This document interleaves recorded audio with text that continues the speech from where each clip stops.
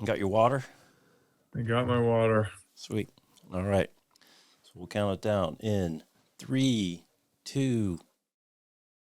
Hey, welcome back, everybody. Jeff Frick here, coming to you from the home studio for another episode of Work 20XX, and I'm excited to have this next guest. You know, we've been having all kinds of experts from the field. This guy is an expert in the real estate field, but he came at it from a very, very different industry.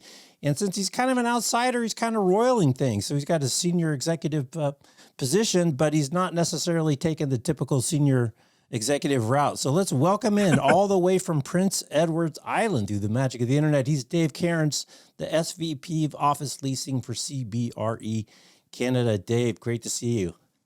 Jeff, thank you. I always find it interesting when people do my intro because I feel like I'm in a constant identity crisis. And so every time someone introduces me, I get a new flavor of what the fuck is going on. Yeah, but you know, you're senior vice president, so that's legit. I mean, you used to be in Toronto. You wore a suit every day in Toronto. You went to the office every day in Toronto. Obviously, Toronto, the biggest city in Canada. And now you're out still doing your job. Your title hasn't changed, but you know, you're not in Toronto anymore. So I think it's really interesting because you bring a lot of things to this business, I think, in the role and the way in which you approach it that are probably very different than a lot of your peers that you met when you first joined. Well, let's jump in right and get to the crux of it. And that's really, you know, kind of where we are in this kind of state of discomfort in the commercial real estate space. I had Julie Whalen on a while ago, talked about She's awesome. Occupier survey. And even then, a lot of people have said, you know, that based on sensor data and this and that, before COVID, occupancy in kind of traditional office downtown real estate was like 40% anyway, between people being at conferences or customers or vacation or whatever. So it's a little bit of a flux ever since we got back from summer. You know, kind of the return to office mandates have come. The big one was Apple here in the States with Labor Day. More recently, Amazon is in the news with their return to office. So we're still in this kind of state of flux as people are trying to figure it out. You're a huge proponent, way out front, leading the charge around kind of next gen commercial real estate for businesses, which is real estate as a service, office as a service, space as a service, flex space, you know, whatever the right words are. Why don't we start there? Kind of how did you come to that conclusion? And then how did you decide that, you know, I'm going to embrace this change versus being scared to death of it and try to lock up all my old clients in big long leases they can't get out of? Yeah, well, you know, I think that, so when I got into the real estate industry, the technology sector in Toronto was starting to boom. You know, as Canada as a sort of immigration hub in the world, it's still, you know, in Toronto specifically is bringing in something like 150,000 people a year, which in comparison to the size of the population is something that from a housing point of view, we can't even accommodate. And a lot of that is being driven by the low cost of real estate for businesses, and then the lower cost of talent by comparison with the exchange rate, you know, by example, to the US, but a high skilled labor force that's there. So those are the sort of drivers of bringing that have made the technology sector what it is in Toronto right now, which is probably, I mean, whether we're actually ranked number one in the world, we've been in the top 1, 2, or 3 for the last like sort of 4 or 5 years running. And I would sort of almost say that even if we're not ranked number one Toronto, I say we, in the proverbial sense, because I don't live there anymore, but it's where I do a lot of business. You know, that's probably been a huge shaper for me in the way that I look at real estate, because especially when you add to it when I came into the industry, which was around 2012, you know, this was when we started to see at the infancy stages, the types of technology tools that are out there that have kind of reshaped the world, you know, really accelerate. Like Spotify becomes a big business in 2011, you know, Uber, you know, what are the other big, you know, as a service businesses that are out there? Airbnb, you know, social media platforms like Instagram becoming mainstream, moving from that sort of like Facebook, like it's just like, you know, little cliques and groups to like, this is a global phenomenon kind of thing. So I feel that all of those forces are very relevant to my perspective, other than my own personal experience, which we'll get to later. But what I started to experience was working with organizations that were not really thinking in the same way that their predecessors within the technology sector did with respect to real estate. This notion of like start a company, have an office was already something that founders were poking holes in. You know, they were like this, notably this idea of like, okay, so I start a company and you want me to sign a 5-year lease when I'm taking 1,000 square feet for my startup. Like, I don't even know what I'm doing tomorrow. Like, how in the world am I signing a lease for 5 years, right? So I think that a lot of people in the real estate industry that I was learning from, they were not really experiencing that shockwave in the same way that young people sort of circa 2012 were, because they had already built their client bases. They'd already moved up the stream to work with larger companies, which are naturally making bigger and longer real estate decisions, which is still a thing today. Right. But when you get into the startup world, you know, you start to really see what's happening around the edges. Like, just to give a juxtaposition, yesterday an article came out that I made a post about that said the war on work from anywhere is happening, or I forget exactly what the words were, but what they were basically explaining was that it's really like top talent has always driven the way that we work. And back in the early 2000s, you know, folks that didn't have gray hair like you have right now, that were using Blackberries to access email on their phones, that was a novel and not, you know, inclusively available notion or idea. Like, it was sort of like only for the privileged few. Right. But ultimately, it became mainstream, and it's reshaped a lot of the ways in which organizations from a company level work. And it's all about, you know, let's just say the mobile device untethering us from a desk, whether we untether ourselves into other places within an urban environment or within an office building. The point is, we don't have to physically sit there to pick up the phone and whatever, right? So all of these forces just had me coming in at a time when I think the as a service world in a consumer context was really making its sort of foray into becoming commonplace. And that was starting to have business leaders question the notion of an office. You know, it's interesting. So you go ahead. Yeah, I was just going to say, the other things that happened about that same time frame, right, is not only did you have to lease that 5-year office, but you had to buy a Sunbox to stick in it, a server to run, and you had to go buy an expensive Oracle database, and you had to spend all this money in infrastructure before you wrote your first line of code, right? It's pre-cloud, so that's a big one. I think in terms of I think you mentioned a lot of consumer brands, but I think the one that really gets the credit, or should, is Salesforce in terms of driving a real enterprise class in terms of the application. It's your revenue and your sales, to put that as to a cloud-based application. I think that was a significant moment in time in terms of adoption. And then, you know, you have things like Box and stuff, where suddenly you've got, you know, kind of enterprise stuff that's out in this cloud. And then the last one you kind of touched on, and that's wireless. And really, you know, finally, when the speed of the networks and the speed of our devices, you know, can untether us. It is funny talking to Ryan Anderson from Herman Miller. He says, you know, when he first learned how to design offices, you started with the cables. You know, here's the power drops, and here's the network runs, and now you start to build out from there. And at the very, very end, you put the people in, you know, where the chairs happen to be kind of connected to where the computers are that are connected to the wires that are connected to the network. You know, it's really, you know, I think that's the other thing. This ultimate untethering is here. It's so funny you say that, because like I remember learning from senior executives in real estate about like making sure to negotiate into a lease a no restoration provision for wiring and cabling at the end of that 5-year term or 10-year term or whatever. And like it's less and less a factor in the as a service real estate world, because why on earth would you be negotiating a no restoration provision on something that you're just using as a service, right?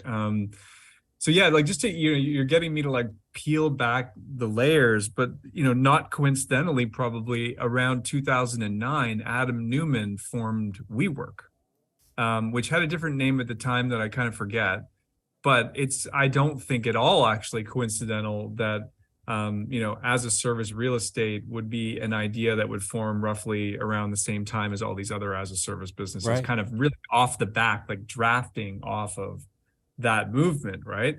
And so what Adam Newman did, and it didn't really become obvious to people in the commercial real estate industry on average until probably just before the pandemic. But for me, because I was really inquisitive about this kind of stuff, it became a little more obvious a few years earlier.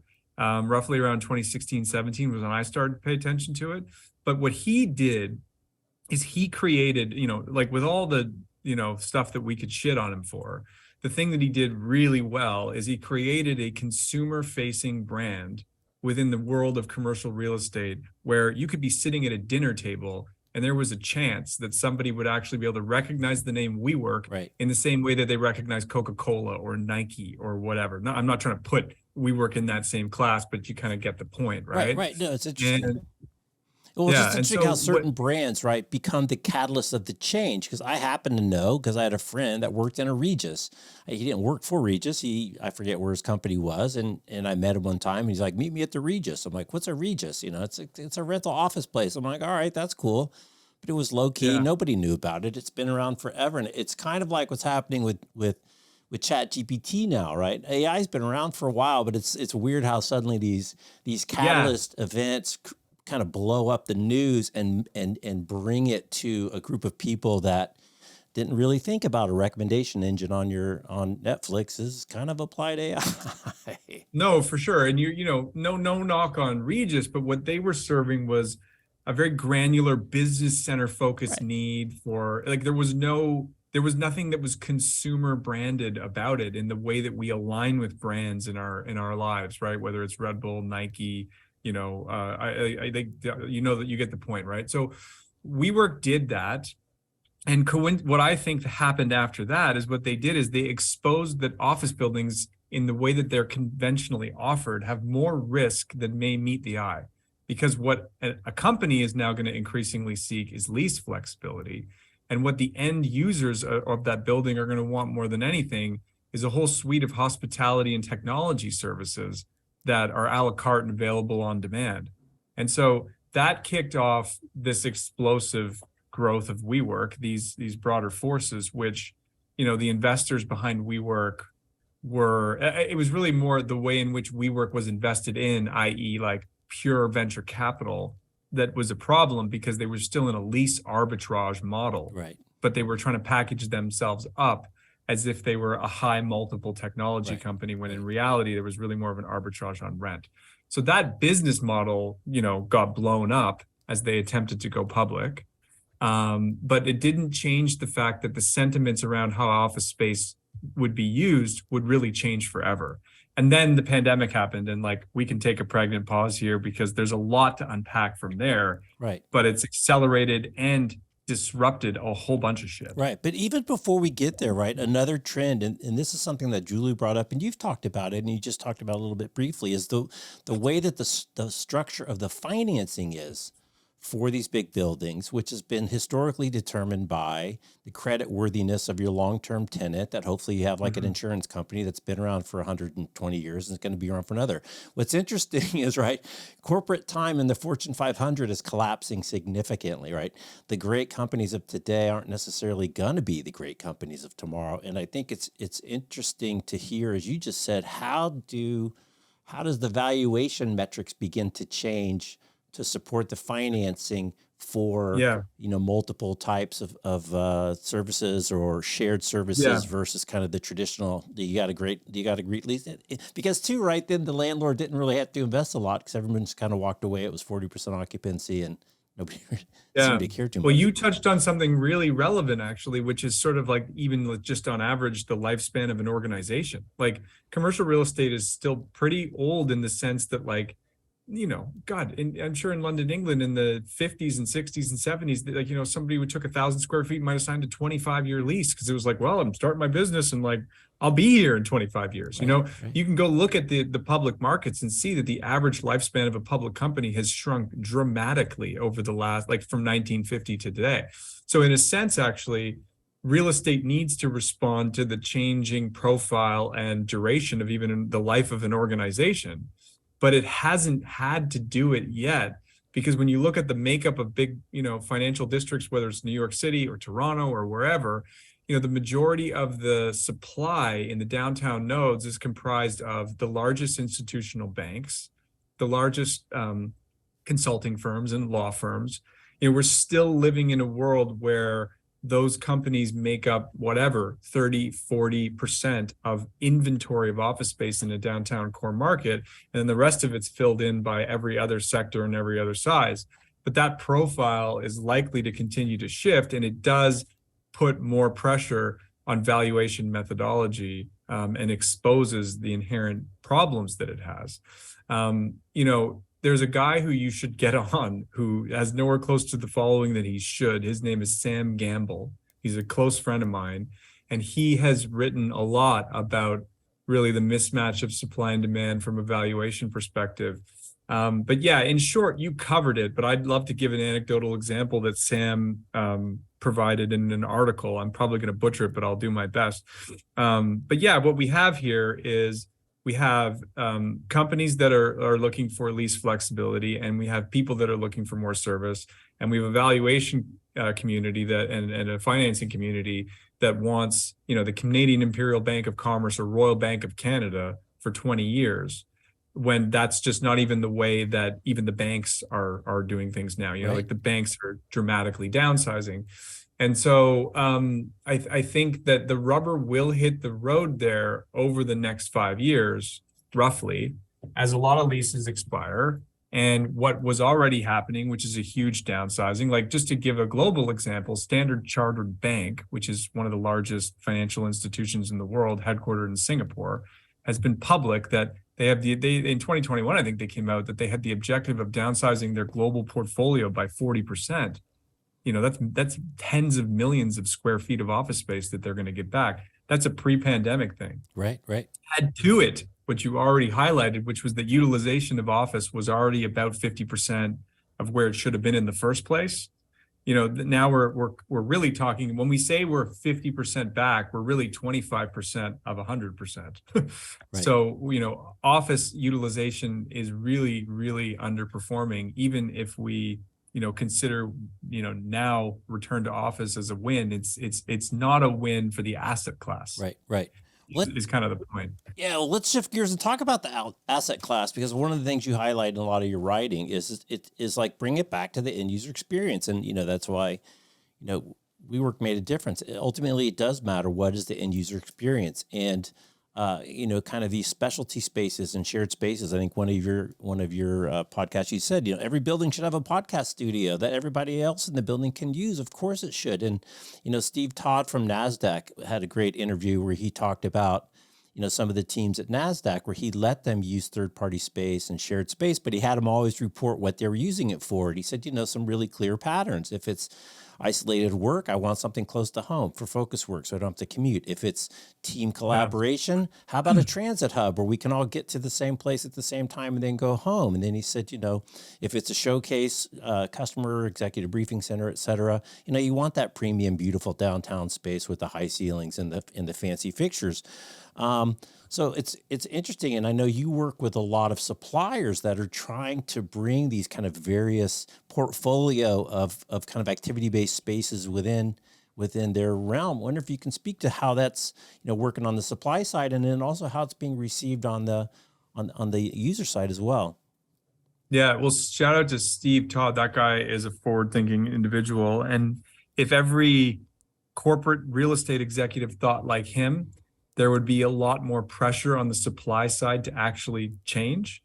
But I think it warrants saying with humility and respect, because I appreciate it's a really difficult pursuit, that a lot of companies are actually standing in their own way. Like the square foot that they don't lease is probably the best square foot that they could do something with, because it continues to put more pressure on the supply side. But, in short, what has been happening that is now shifting for the better is landlords historically were really only willing to give a flex space operator a sliver of the building.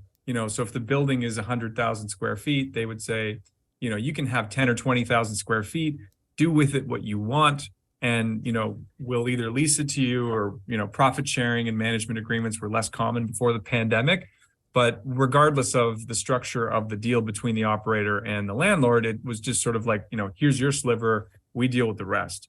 What's been exposed is that there's a misalignment there that just doesn't work anymore, which is, first of all, if the landlord does that to the operator, well, then the operator has to do everything in their power to make commercial sense out of that little pocket.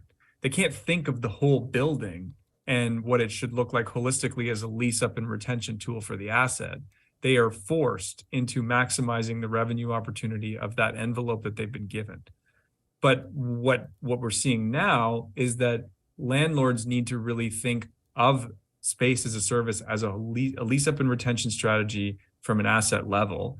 And that then now changes really the nature of the agreement that you're even going to be contemplating. It's more of a partnership, similar to, a real estate developer in the hotel sector and a branded operator like a Marriott. Right. It looks more like that than it does the typical lease. And that is fundamentally the shift that needs to happen, because when you do it that way, you can work with existing tenants, or you can work off of other examples, in the world that make sense as those continue to evolve and change.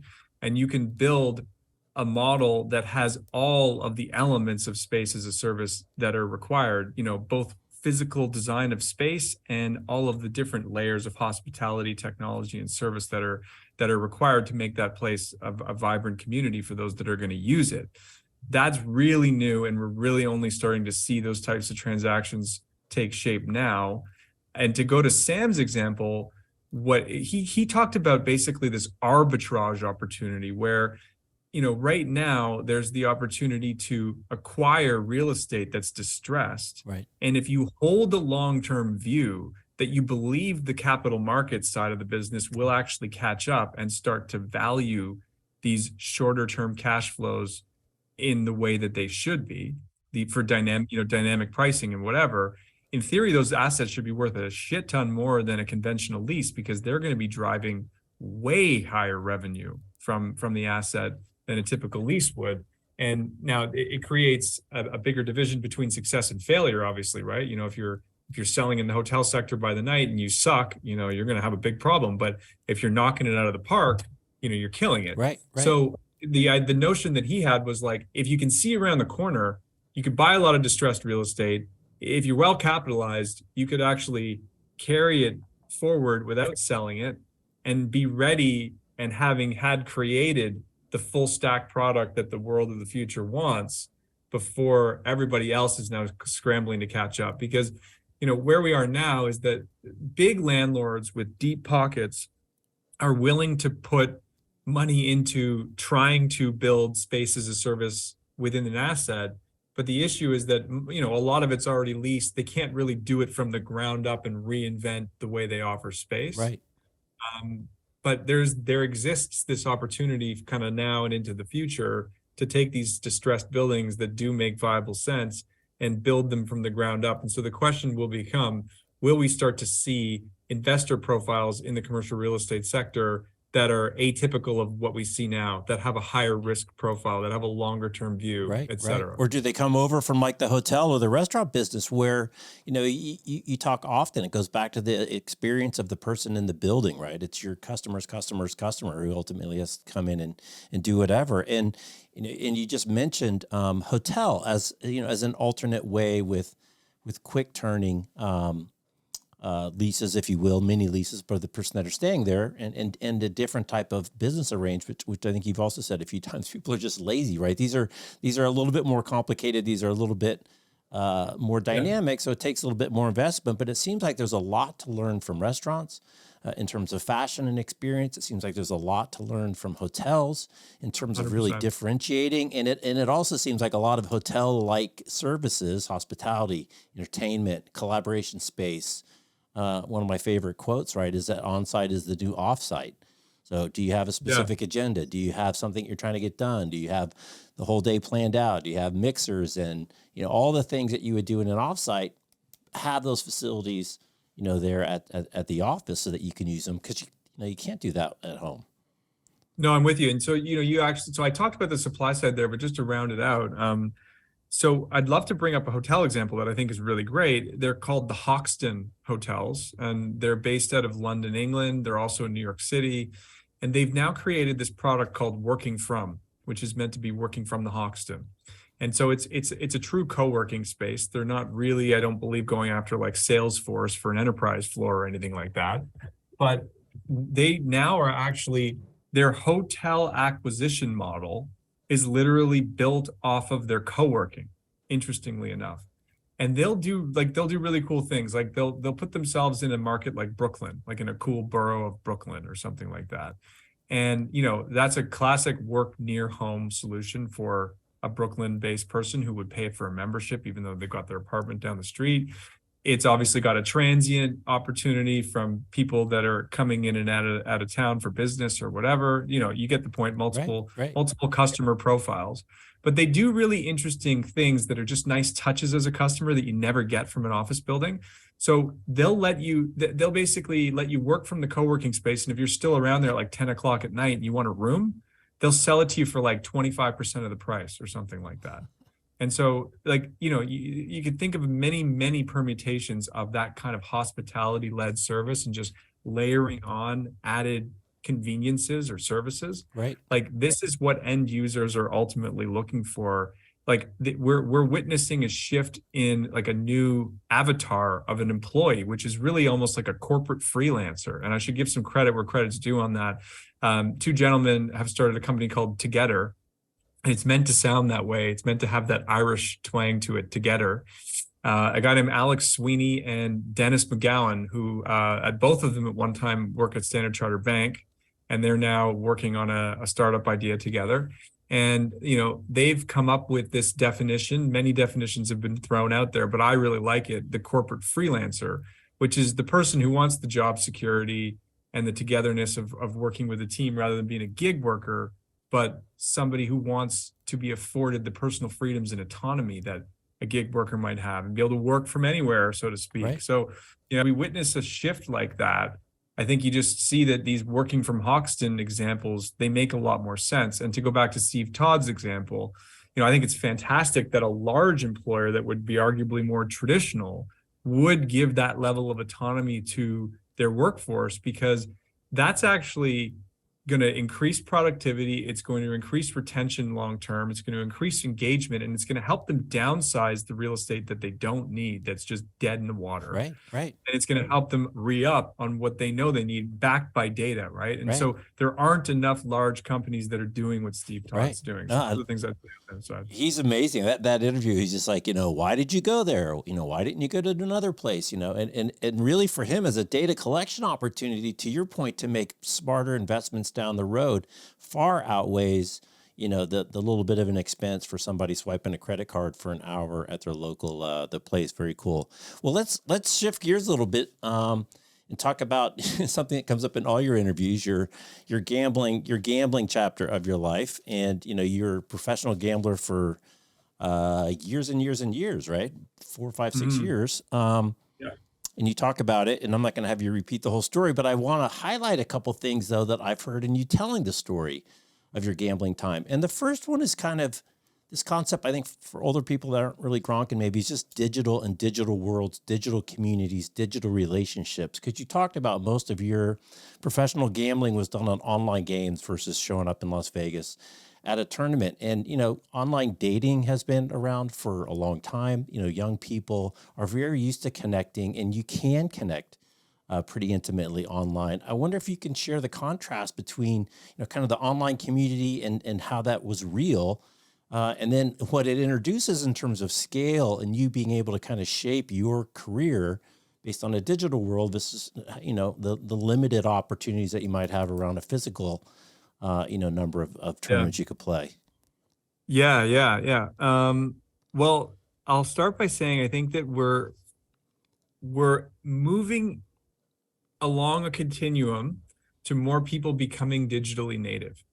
And I'm going to give a shout out to a guy who I really like from Gensler named Eric Ginsberg, who I started to share with him in a recent trip to Toronto, like how I work, how I view the world, etc. And he reminded me that I'm not common, and that having the degree of digitally native understanding that I have is rare, even in a lot of instances among young people. And so I want to just preface what I'm about to say to highlight that, like, I think we're moving in the direction of digital native education becoming, mainstream, but we're not there yet. And I think that poses a lot of the problems and the tension and the friction that exists between, employers and employees, and how to train effectively. Like, people like Darren Murph, who I think is a god of remote working and whatever, distributed working and future of work. I, even being digitally native, when I watch that guy say stuff on LinkedIn, I'm like, holy shit, I don't even know what the hell he's talking about. I gotta go get educated on that. So I just really think it's important to explain that. So for me, I did grow up in a digital first arena whereby I learned, to get into the live world in a meaningful way in poker, you almost have to start online. You have to kind of it became that dynamic where you start by cutting your teeth online. You learn the game through much cheaper games and higher volumes of being able to play, because you can sit on two screens and play penny games if you want to, just to learn the ropes of the game and incrementally move up. So that's just sort of the way the game started to evolve. You almost were wasting your time going and sitting in a casino playing a $2 and $5 blind game, only playing 30 hands an hour, when you could play 300, 400, 500 hands an hour online and just absorb improve your skills that much faster. But as far as the community and the relationship building and the nature of the whole thing, what was interesting is that there was no definition of either remote or in office or hybrid. We were just existing within the world that we were existing within. And it just so happened that a lot of the collaborating and the playing and the education and the strategizing and everything was done through digital platforms, whether it be Discord channels, whether it be Skype for synchronous discussions and strategy, or sweating other players is what we called it, when you would actually load up each other's games, be on Skype on microphone together, talk through hands while they were happening in real time. These were just normal activities for us, and they just happened to exist digitally because that was where most of our work, quote unquote, was being done. Right. But it also drove the live arena in a way that nobody could have ever predicted.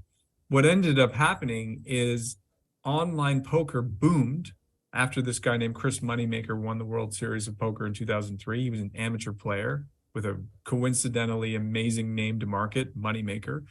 And they latched onto him like nothing else. And that just created this boom.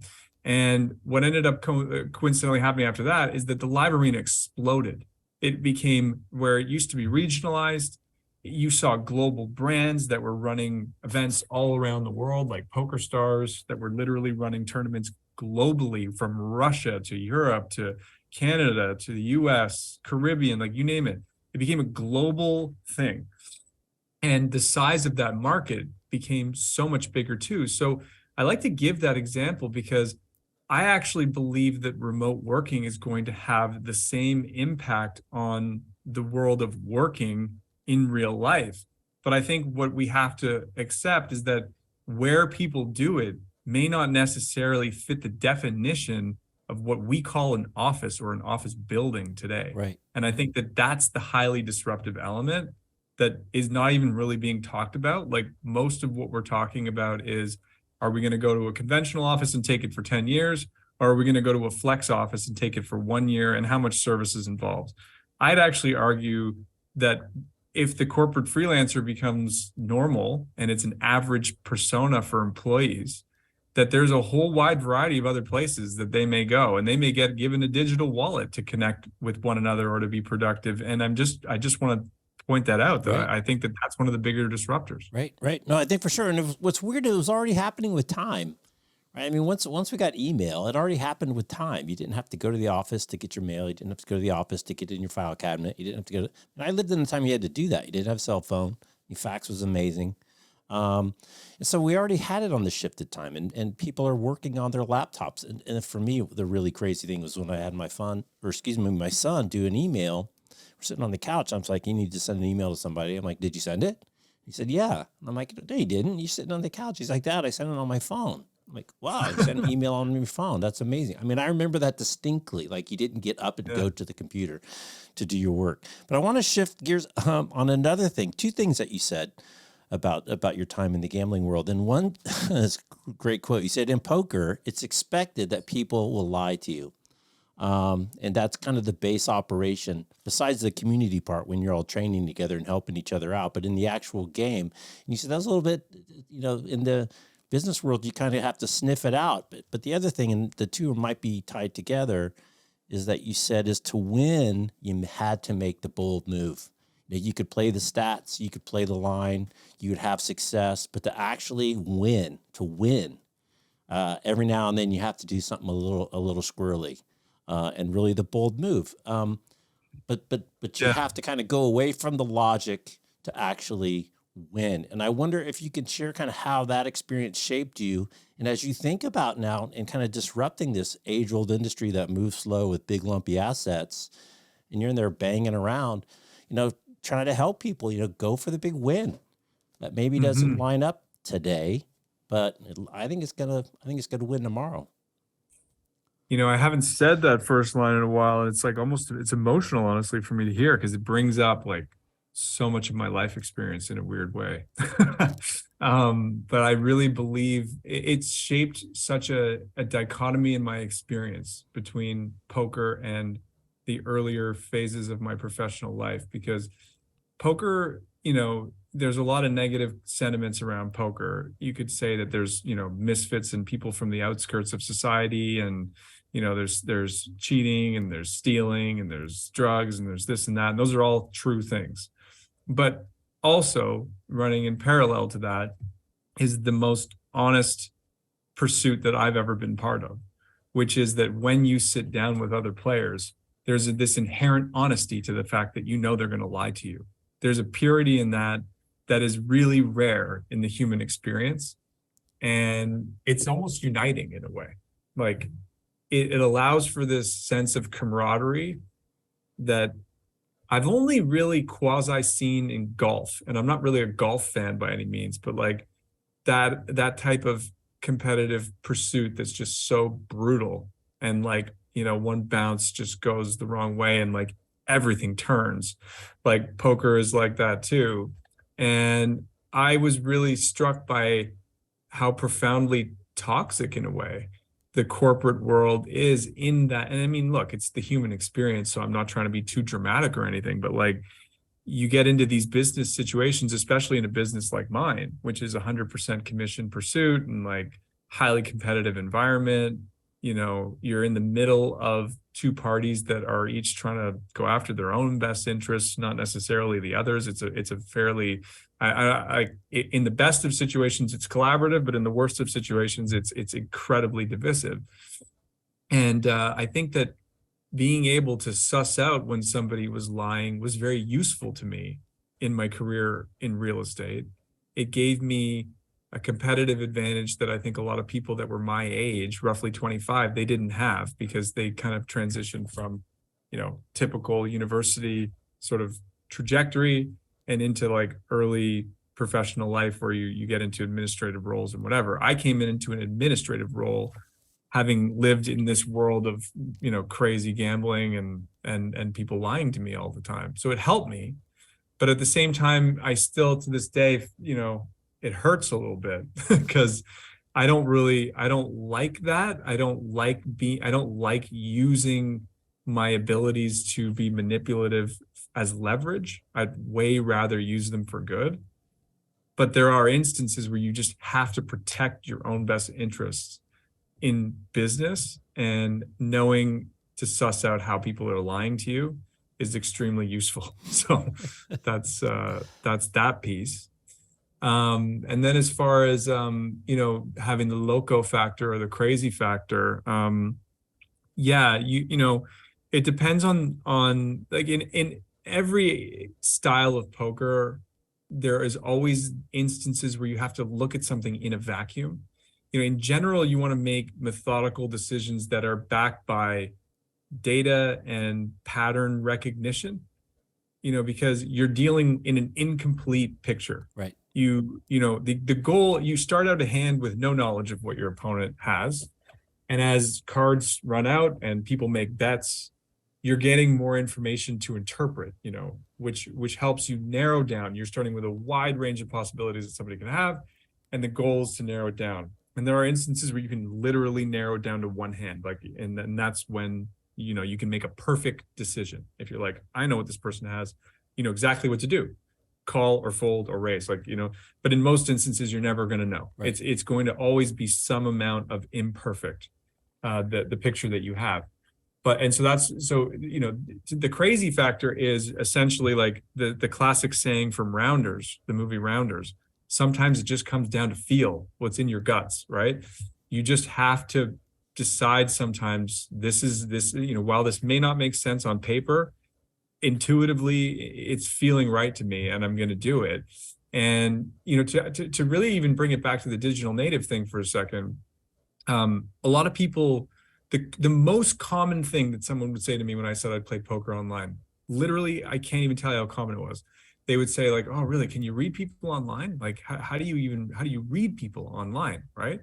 And I would always have the same response. Well, ultimately, you obviously can gain a lot of insight from someone's physical body and talking to them, but you can get the most of what you're actually trying to pick up on is pattern recognition. Right. You observe how they play over a period of time. And as you collect more data on how they're playing hand by hand by hand by hand, you have a more complete picture of their persona as a player. So obviously you're thin slicing somebody the first time you play with them, but as you collect more data, you're making more decisions based on that than you are on their physical body, because relying on someone's physical body, you better be damn sure like that you're making that decision based on something definitively. Because if you're saying somebody twitches one way and you're calling that a tell and it's not, you'd be making a dumb decision, right? So like to go back to the digital native thing, I think that's actually one of the things we're experiencing right now, is that we have most cohorts out there have the same view of work that many people had about poker online. They just sort of assume that you cannot get the same outcomes out of it. Right. And on average, they're probably right, because both sides that are interacting in this digital environment are not adequately skilled to do it. But you can if you have the right skills. And so I don't think it can't be done. I think it's just a matter of teaching people and also having a willingness, right? Because there's resistance also, like, people that played live poker that tried to get into online poker, but started out playing live, like older people, basically, they would say the games were rigged. And the younger people would be like, dude, like, they're not rigged. Like, it might seem like it's rigged because crazy shit happens when you're playing 300 hands an hour versus 30 hands an hour. Right, you're basically just compressing the madness of your poker experience. So that's really, it's cognitive dissonance in your head. You know what I mean? Right, but that's sort of like what we're dealing with, I think. All right, well, let's shift gears. Before we leave the gambling, just so everybody knows, we're not endorsing gambling. Don't gamble. You can get yourself in a lot of trouble if you dial 1-800 Gamblers Anonymous. That's a whole different topic for another day. But I do think there's a really interesting parts about how you learn from that, and I do think there's some really interesting takeaways. But let's shift to kind of the last piece of the interview, and this is where you are now. And you talked about in one of your interviews, getting ready to do the professional thing and putting on your fancy clothes and going to the office and kissing the baby too early in the morning and coming back after they went to bed. And well, this is nuts. And making this big decision to basically what you call being a homad, pack everything up, move out to beyond east of even the Eastern time zone to Prince Edward Island and still have a senior vice president title from CBRE and basically doing business prominently in Toronto, I believe. Tell us a little bit about that decision. How did you get there? What was kind of the big final tipping point, either positive or negative? And then, how's it working out? Well, as I said in the beginning, I'm still having an ongoing identity crisis. So, and I'll say it maybe to manifest a future outcome for me. I don't want to do exactly what I'm doing forever. There's a flux to my life for sure. But as I bring that up to say, I was talking to my wife earlier today, and one of the things I really value about having independence around where I work is that I can spend a lot more time talking to the person that I chose to marry. So that's not a bad thing. I get to spend more time with her. But she said to me, she's like, you just got so lucky to even have stumbled into the kind of job that you even had. In other words, one where it's 100% commission and you kind of could eat what you kill and work where you want to work. Because the reality is I had a hard time sitting at my desk. Even in my 8 years of being office based, I was really seldomly ever at my desk, usually not even in the building. Right. So like, it's not, like, in a sense, not a lot has changed, despite the fact that my location has changed. But I think that I bring that up to say that I've struggled always with what feels to me, at least, like constraints, working in a more rigid corporate environment and having expectations on me that are like, you need to be here at this time and gone at this time. You know, when I worked as a sales assistant in my first year at the company, it was really difficult for me. I had to literally be at my desk. I even got into arguments with my manager where she was like, you know, you're not at your desk very often. You need to be there. And I'd be like, well, is there a problem with my performance? And she'd say, no. And I said, well, then what is it that we're talking about? Like, if I don't have a performance issue, why does it matter Talk where about practice. I'm seated? But like, I say all this just to give some context, which is just to say that I've always had a hard time sitting still. And I've had a hard time working in one place. But, you know, when the pandemic happened, it was a moment for both my wife and I. For me at first, you know, independent of our own life together, I was just sort of, I had turned off this digital nomad guy from poker. I just turned the guy off because there was just no specific use for him. But then when the pandemic happened, I'm like, wait a minute, I've been here before. I've been digitally native. I know how to collaborate with people this way, da, da, da, da.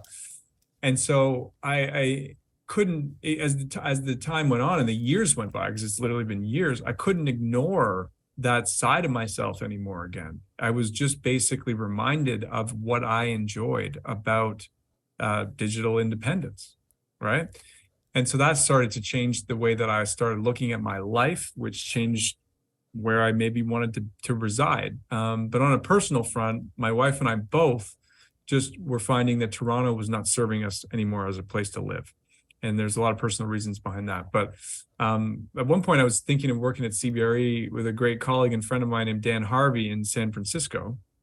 And I did explore that. It just didn't work out from an immigration point of view. And at that point, my wife said to me, she's like, Dave, like, we got to get out of here. Like, it's not working. And like, don't call me crazy, but like, I want to move us to PEI. And I know you've shut this down before, but like, why wouldn't we move there? Right. Like, it's a place that we want to buy a vacation property and basically only spend a couple of months a year at. Like, it seems kind of ludicrous to do that when we could live there. Right. And, you know, who knows what's going to happen with your career, da, da, da, da, da. Like, we should put our life first if we don't have another option that makes more sense. So while it was hard for me, because it's kind of an identity crisis work-wise to like go and truly be a remote first worker and travel when needed for work in an industry that doesn't necessarily objectively accept that. Right. That was tough for me, but I decided to do it. And how's the conversation with the boss? Well, you know, it actually went all right. I mean, you know, he did say to me, like, you know, go like take care of your family first and, you know, do your thing. And if you need to change your direction, I'm sure you will. Now, to give him credit, there's the credit, but the flip side of that coin is he doesn't pay me a salary. So like, right. As long as the commissions are coming in though, right? He gets a piece of it. Yeah. And quite honestly, even if they didn't, I just gave up a desk that they can give to somebody else. Like I don't cost the company anything. So it's really all on me, right? So I think it's both elements, which made my situation more fortunate than most people's. Right. Well, but to fast track to this digital homad thing, what I kind of arrived at was we are unique, my wife and I, in the sense that we've moved to an unconventional place because of a pandemic set of learnings, basically. In theory, we could have done this, you know, I probably couldn't have done this in my first few years in the industry, but theoretically, if I wanted to spend the money to travel when I needed to, I could have done it. It would have strained my career, but it's not like it wouldn't have been possible. Right. So I call it a pandemic awakening that caused us to make this decision and move to a very unconventional place. As you said, I'm not even on mainland Eastern Canada. I'm on an island. And I find that that's not common, even in the context of this conversation around the changing nature of working from anywhere. You don't see most people making a decision like ours. So I call it homad though, because I have a daughter. She's got to go to school. She's got to go to dance class, swimming, and all that shit. I can't just move around the world. I have to have a home base. Right, so my right. home base is an unconventional place, such as just like a digital nomad is unconventional. I'm a digital homad is where I came I up love with it. I love it. And, there's a lot of conversations too about all these, kind of second order benefits. I take it back to cycling, which is, good for your health, but it's also good for the environment. It's good for your mental health. It's good for infrastructure. It's good for a whole bunch of stuff. And it's the same kind of situation where you are now. You get to spend time with your daughter. You post stuff with her all the time. Like I said, spend time with your wife, but also in your community. And getting to know your community. You speak often of your neighbor across the street, and being able to spend the time. And Darren Murphy, you mentioned, that's one of his main motivators is to, give people the time to spend energy on stuff they really care about, and they're going to grow as a person and give it to you back in spades at the work. But as we get ready to close here, Dave, I want to talk finally about kind of your publishing. And really, and it's funny too, almost everyone else who introduces you says, hey, you're all over LinkedIn. You're the LinkedIn guy. You're Mr. Real Estate LinkedIn.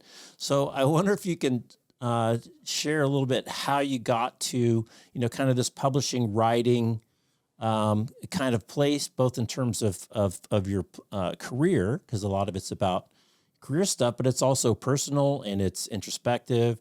And it's kind of this wrapping of Dave, the commercial real estate professional, Dave, the homad, Dave, the dad, Dave, the husband, and Dave, the wood splitter out in the island in the East Coast. So, how'd you get to the LinkedIn stuff, and how are you finding it? How have people responded? Both new people, but also some of the old. I won't call them curmudgeons, but some of the other gray hairs back in Toronto. The mark curmudgeons. I won't make that assumption, but I'm assuming there's a couple curmudgeons in there. The curmudgeons are just like, they leave me alone now. I think that they realize that, they may have zero respect for me, but they don't try to silence my voice anymore. Yeah, I mean, man, you tug on it all. It's a great closing question. I started out doing content on LinkedIn. I don't remember exactly when, maybe 2016 or 17. At first, I just saw it as an opportunity to promote the technology sector as a way of hopefully connecting myself further to them, because that was my primary business development at the time. And I used to do these really, you should go find one of the men or something and embarrass the shit out of me. Like I used to do these videos, like sitting in the office, wearing a suit, sitting in the downtown office, talking about like, how do you sublease an office and relocate at the same time without paying double rent? They were these like, educational for startup founder videos and shit. So that was sort of the thing I was doing like pre-pandemic, probably sort of around 2018. And then sort of coming up to and in the pandemic, I decided to make a conscious choice to build a brand around the future of commercial real estate in the wake of it being, upended by COVID. And just coupled with the fact that I felt it would be insensitive to try to connect with most of my prospective customers about leases during the height of the pandemic, and B, it felt like the definition of insanity, because there was going to be no value to even be extracted from that. It would just be like getting up every day, groundhog, emailing people for nothing is what it felt like. So for those reasons, I said, let me just do a public journaling exercise here and start to like merge this digital nomad guy with this person who's been in corporate real estate for 10 years and start to poke holes in the whole thing.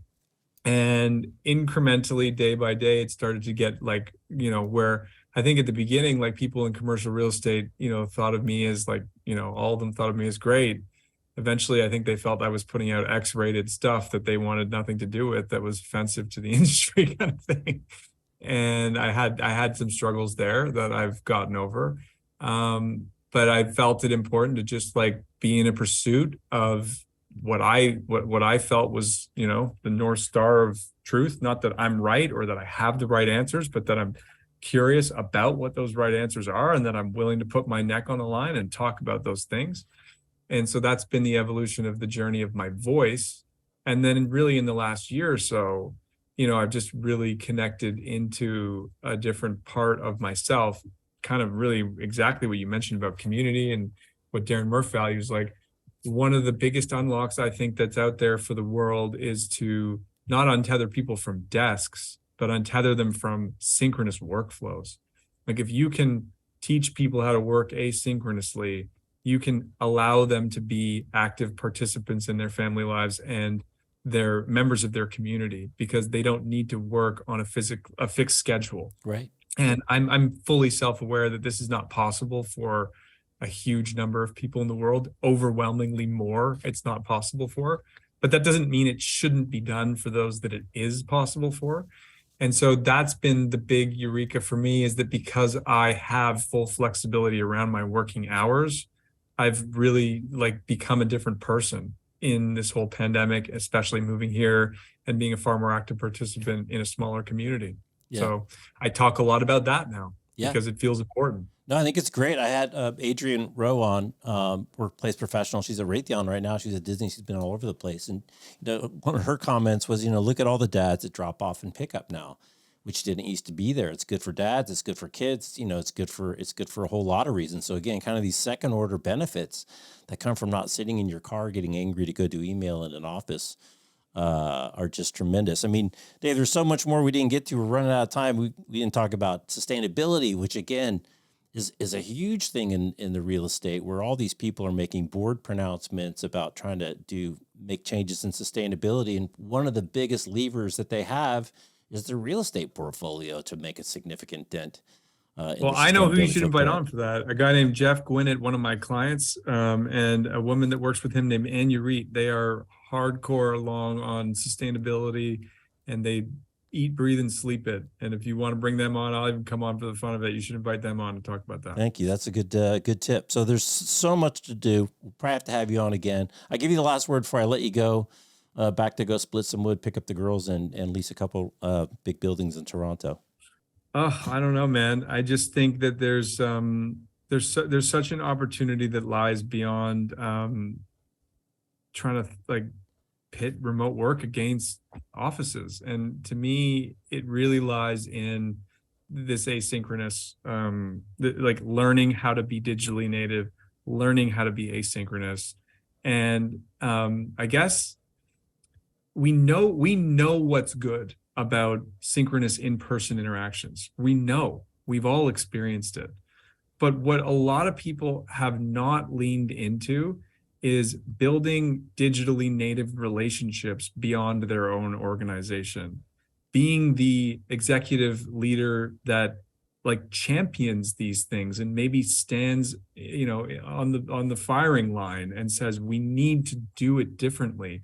People can create empathetic connections with each other on the internet. This is not a fictitious thing. Right. We just maybe don't know what we don't know. I would just love to see more open-mindedness around what's possible digitally and less discussion around what's negative about what's possible digitally, or what the knock-on negative effects are.